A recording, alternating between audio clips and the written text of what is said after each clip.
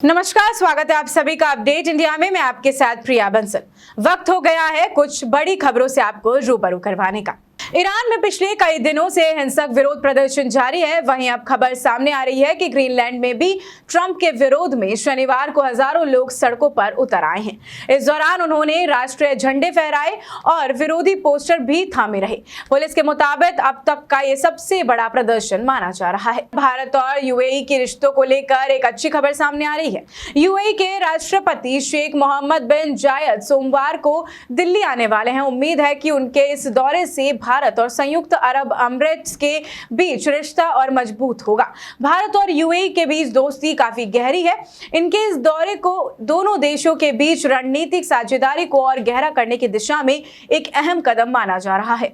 आपको बताते चले कि इससे पहले भी भारत के दौरे पर आ चुके हैं और दोनों देशों ने साथ मिलकर व्यापार, निवेश, टेक्नोलॉजी, शिक्षा एवं संस्कृति, कनेक्टिविटी जैसे कई अलग अलग क्षेत्रों में रणनीतिक साझेदारी की लेकर कई अहम कदम भी उठाए हैं।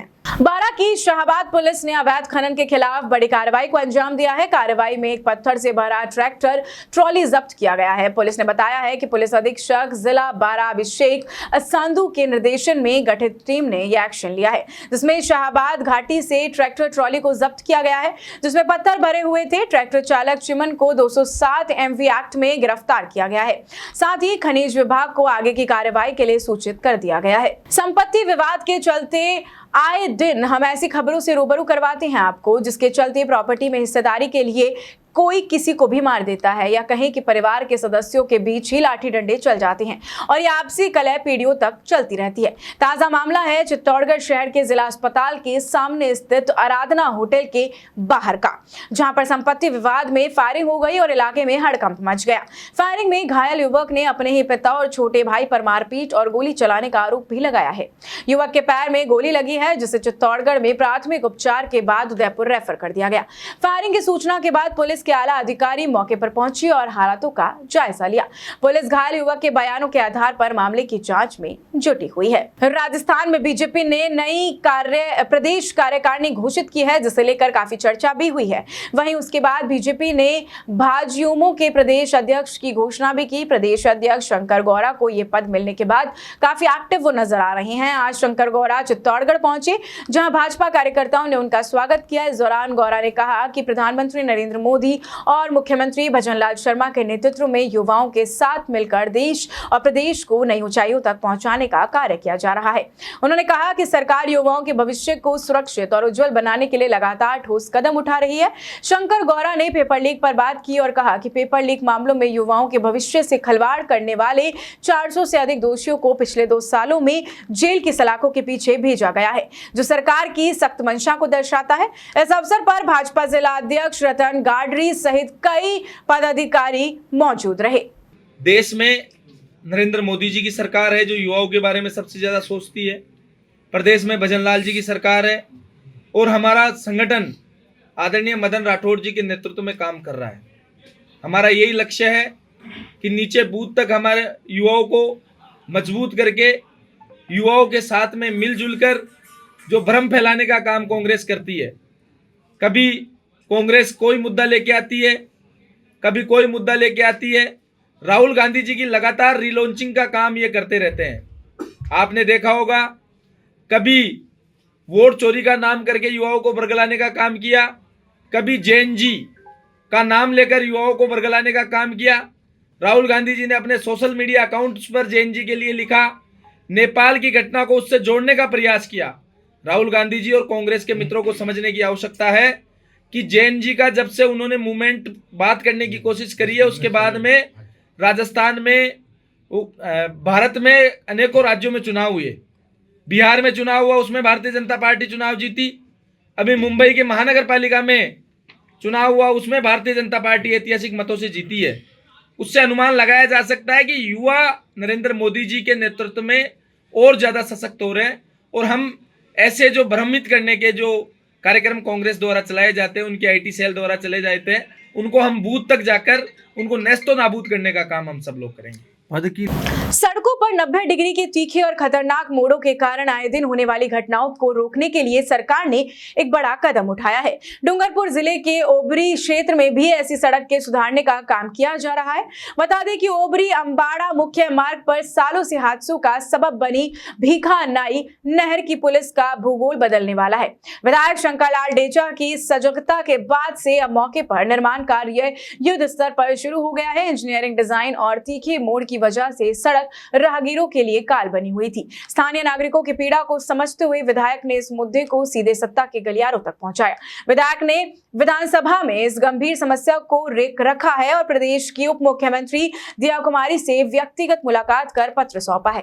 विधायक की इस मजबूत पैरवी पर ही असर है कि विभाग ने तुरंत फाइल आगे बढ़ाई है और पुलिस सुधार के लिए वित्तीय स्वीकृति प्रदान की है।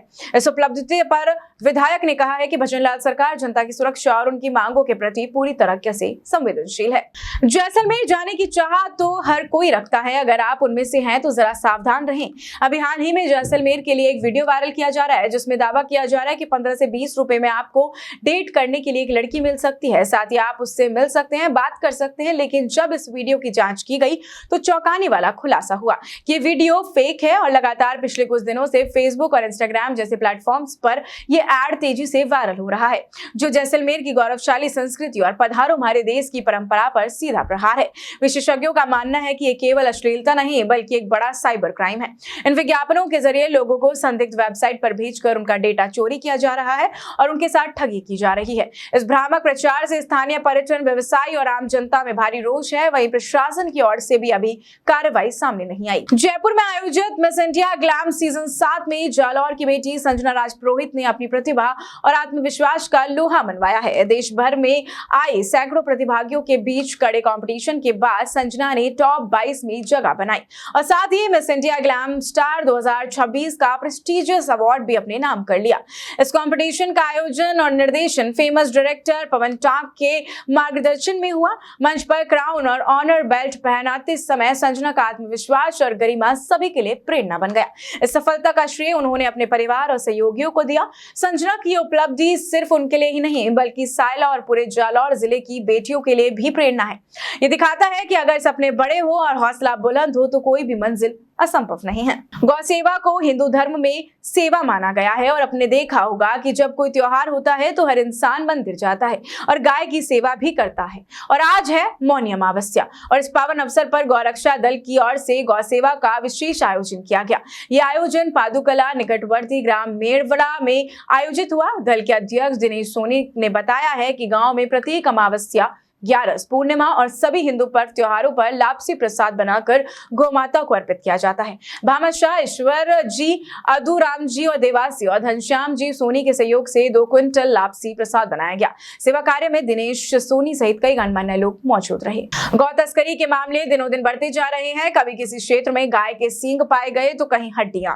अभी हाल ही में राजधानी जयपुर के जोटवाड़ा में गायों के अवशेषों के ढेर मिले थे। वहीं आपने देखा होगा कि पोखरण में गायों के अवशेष के मिलने के कारण काफी बवाल हुआ। अब नागौर जिले के रियाबड़ी के लाडपुरा से मामला सामने आ रहा है जिसमें ग्रामीणों ने गौ तस्करों को पकड़ लिया है। जानकारी के मुताबिक लाडपुरा गांव में कुछ लोग गौ तस्करों में लिप्त पाए गए हैं। ग्रामीणों की सतर्कता के कारण 4 आरोपियों को मौके पर ही गिरफ्तार कर लिया गया है, जिनमें से 3 आरोपी लाडपुरा गांव के रहने वाले हैं जबकि एक युवक दौलतपुरा गांव का बताया जा रहा है।